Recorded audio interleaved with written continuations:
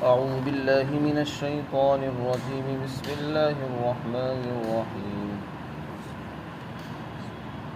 ويسألونك عن ذي القرنين قل سأتلو عليكم منه ذكرا إنا مكنا له في الأرض وآتيناه من كل شيء سببا فأتبع سببا حتى إذا بلغ مغرب الشمس وجدها تغرب في عين حمئة ووجد عندها قوما قلنا يا ذا القرنين إما أن تعذب وإما أن تتخذ فيهم حسنا قال أما من ظلم فسوف نعذبه ثم يرد إلى ربه فيعذبه عذابا نكرا وأما من آمن وعمل صالحا فله جزاء الحسنى وسنقول له من أمرنا يسرا ثم أتبع سببا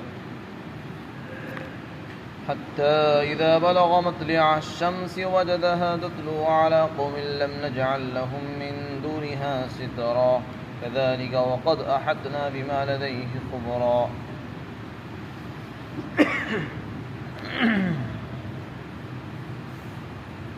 اور لوگ آپ سے ذوالقرنین کے بارے میں پوچھتے ہیں تو آپ جواب میں کہہ دیجئے کہ میں عنقریب تمہارے سامنے ان کا کچھ تذکرہ کرتا ہوں۔ یقیناً ہم نے ذوالقرنین کو زمین کے اندر اقتدار اور حکومت عطا فرمائی اور ہم نے اس کو ہر قسم کے سامان اور اسباب عطا کیے تھے۔ پھر وہ ایک راستے پر چل دیا یہاں تک کہ جب وہ سورج کے ڈوبنے کی جگہ پر پہنچا تو اس نے وہاں پر پایا کہ سورج ایک ایسے چشمے میں ڈوب رہا ہے جو انتہائی سیاہ ہے، اور اس کے پاس اس نے ایک قوم کو پایا۔ ہم نے کہا اے ذوالقرنین تمہیں اختیار ہے، چاہو تو اس قوم کو عذاب دو اور چاہو تو ان کے اندر خوبی کا معاملہ کرو۔ ذوالقرنین نے کہا کہ جنہوں نے ظلم اختیار کیا تو ہم اسے ضرور سزا دیں گے اور پھر اس کو اس کے پروردگار کے پاس لوٹایا جائے گا اور اللہ تعالیٰ اس کو سخت سزا دے گا، اور جنہوں نے ایمان قبول کیا اور نیک اعمال کیے تو ان کے لیے بدلے کے طور پر حسنہ ہوگا، یعنی بدلے میں ان کو اچھا اجر و ثواب ملے گا، اور ہم اس کے بارے میں اپنے معاملوں میں سے آسانی کا حکم دیں گے۔ پھر اس کے بعد وہ ایک راستے پر چل دیا یہاں تک کہ جب سورج کے نکلنے کی جگہ پر پہنچا تو اس نے وہاں پر ایک دیکھا سورج کو کہ وہ ایک ایسی قوم کے اوپر نکل رہا ہے کہ جن کے لیے ہم نے سورج سے بچنے کے لیے کوئی آڑ نہیں بنائی تھی۔ یہ واقعہ اسی طرح ہی ہوا، اور ہم نے جو کچھ ذوالقرنین کو دیا تھا ان ساری چیزوں کی ہمیں خبر تھی۔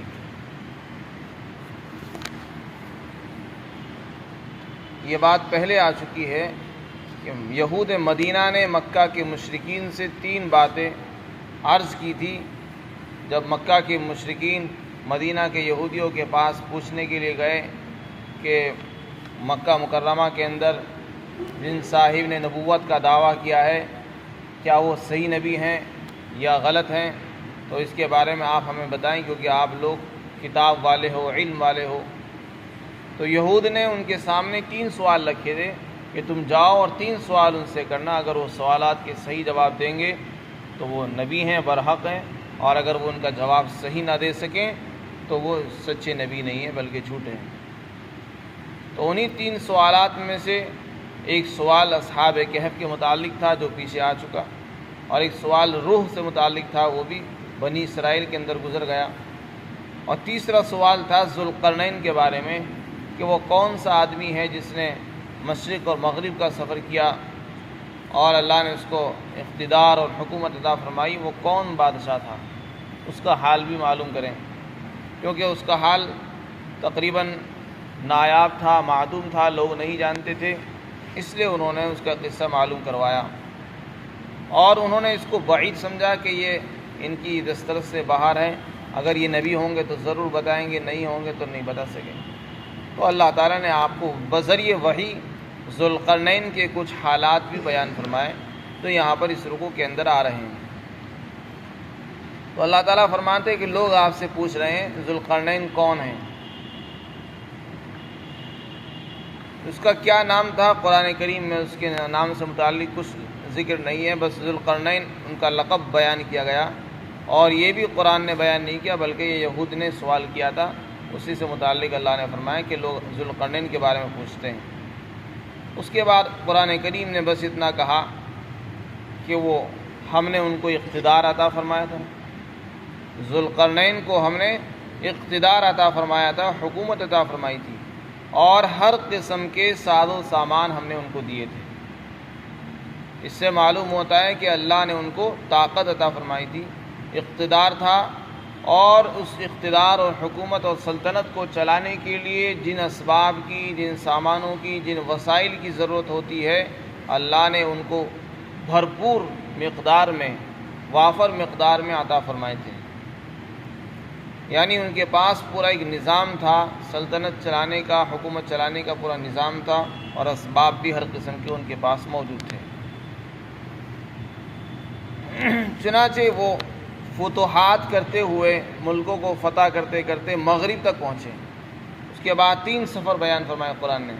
پہلا سفر انہوں نے مغرب کی طرف کیا جہاں سورج ڈوبتا ہے، چنانچہ وہ سورج کی ڈوبنے کی طرف کو چلے، پچھم کی طرف کو، بیچ میں راستے میں جتنے بھی ممالک آئے ان کو فتح کرتے ہوئے چل دیے، اور قوموں کو فتح کرتے رہے، آگے چلتے رہے، بڑھتے رہے، یہاں تک کہ وہ بالکل دنیا کے آخری کنارے پر مغرب میں پہنچے۔ وہاں دیکھا کہ سورج ڈوب رہا تھا، ایک سیاہ چشمے میں پانی ڈوب رہا ہے، جو سیاہ چشمہ ہے، جس کے اندر دلدل ہے، کیچڑ ہے، کالا ہے۔ حقیقت میں سمندر کے اندر سورج نہیں ڈوبتا ہے، لیکن جب آدمی سمندر کی طرف کسی چیز کو دیکھتا ہے تو ایسا محسوس ہوتا ہے کہ وہ سورج کے اندر جا رہی ہے، حالانکہ وہ سورج اس سے علاوہ کہیں اور چھپ رہی ہے۔ تو چونکہ آگے کوئی آبادی نہیں تھی، بستی نہیں تھی، اس لیے ان کو ایسا محسوس ہوا جیسے وہ سمندر کے اندر چشمے میں سورج ڈوب رہا ہے، تو انہوں نے سورج کو ڈوبتے ہوئے دیکھا۔ پھر وہاں انہیں ایک قوم ملی جو کافر تھی، تو اللہ تعالیٰ نے حضرت ذوالقرنین کو اختیار دیا اور یہ فرمایا، حکم دیا کہ ذوالقرنین تمہیں اختیار ہے، چاہے تو ان کو ان کے کفر کی سزا دو، اور چاہے ان کے ساتھ حسن و خوبی کا معاملہ کرو۔ تو ذوالقرنین نے کہا کہ ان میں سے جو لوگ ظلم کریں گے ہم انہیں قتل کر دیں گے، سزا دیں گے۔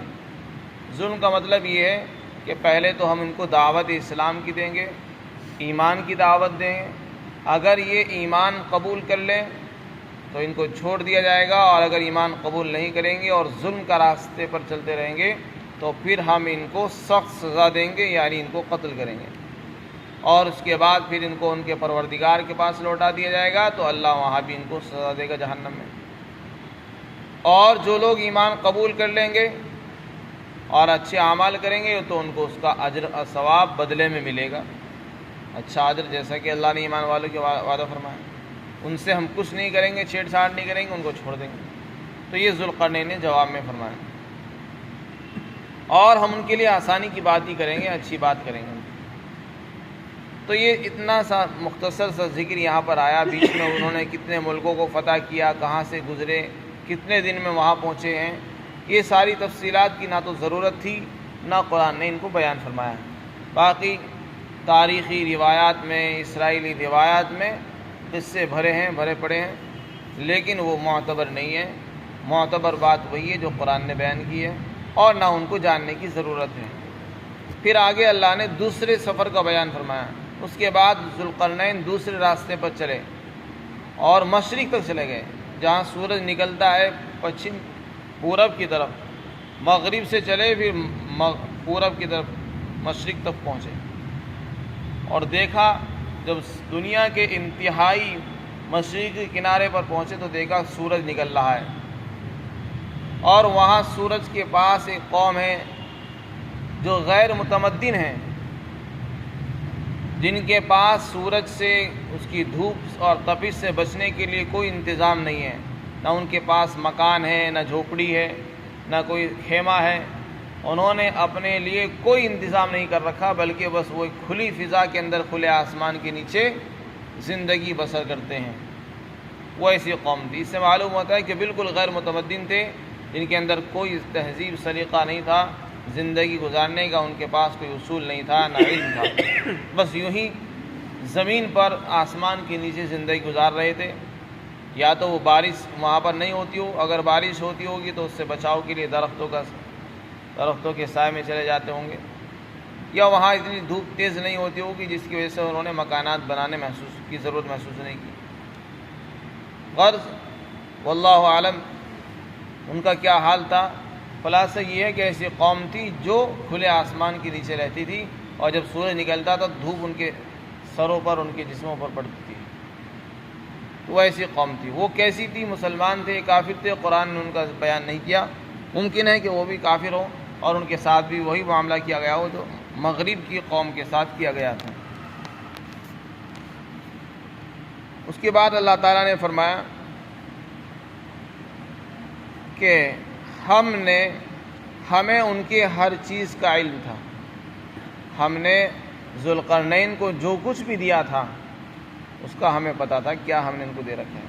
جتنے بھی اسباب تھے، جتنے سامان تھے، ان کا علم، ہر چیز کا ہم نے گھیراؤ کر رکھا تھا۔ ہمیں ہر چیز کی خبر تھی، وہ کیا کر رہے ہیں، کہاں جا رہے ہیں۔ تو ایک سفر ان کا مغرب کی طرف ہوا، دوسرا سفر ان کا مشرق کی طرف ہوا، اور ایک تیسرا سفر تھا جو شمال کی طرف ہوا، یعنی کوہستانی سلسلہ، پہاڑی سلسلہ وہاں پر ہوا، جس کا بیان آئندہ آ رہا ہے۔ یہ ذوالقرنین کون ہے؟ ان سے متعلق مختلف اقوال ہیں۔ کسی نے کہا ہے کہ یہ اسکندر ہیں، لیکن یہ بات صحیح نہیں ہے کہ یہ اسکندر ذوالقرنین ہے۔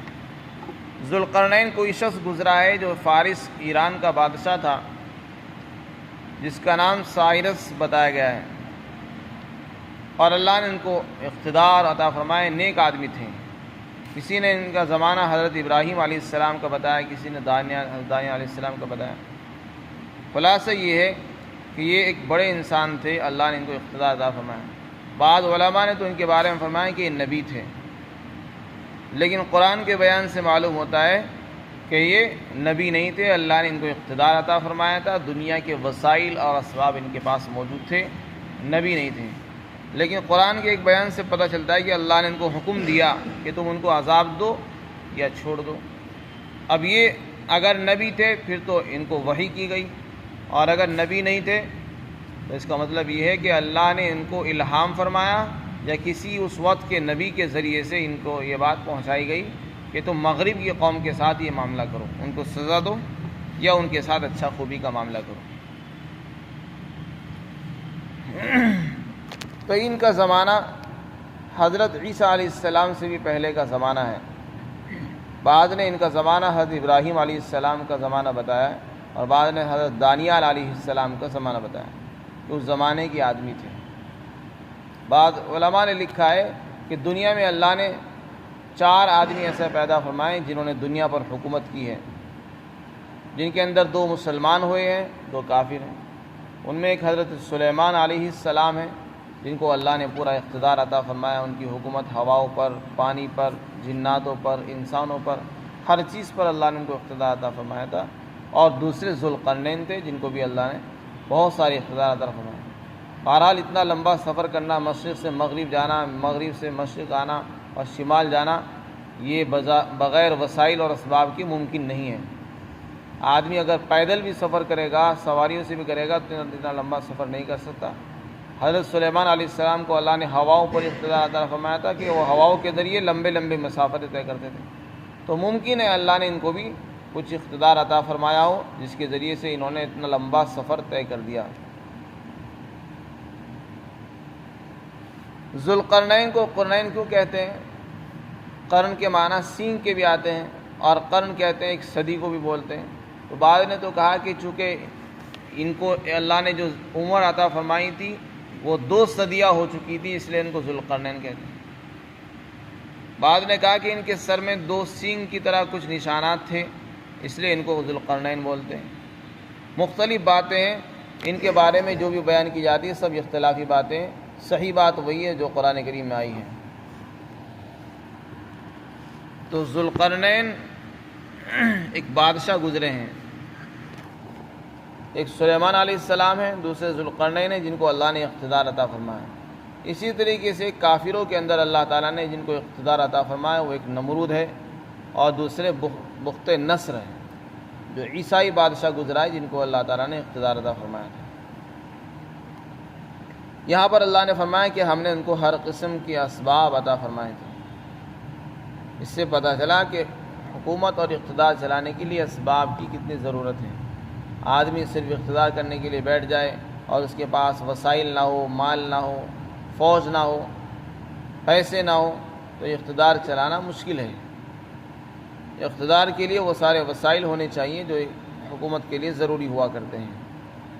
اس کے بعد کے بیان سے پتہ چلتا ہے کہ ذوالقرنین نیک صالح انسان تھے، جنہوں نے پہلے دعوت دی اور اس کے بعد جنہوں نے دعوت کو قبول کیا ان کو قتل نہیں کیا، اور جنہوں نے انکار کیا انہوں نے سزا دی، اور اس کے بعد پھر ان کے تیسرے سفر کا اللہ تعالیٰ نے ذکر فرمایا جو آئندہ آ رہا ہے۔ اللہ تعالیٰ ہم سب کو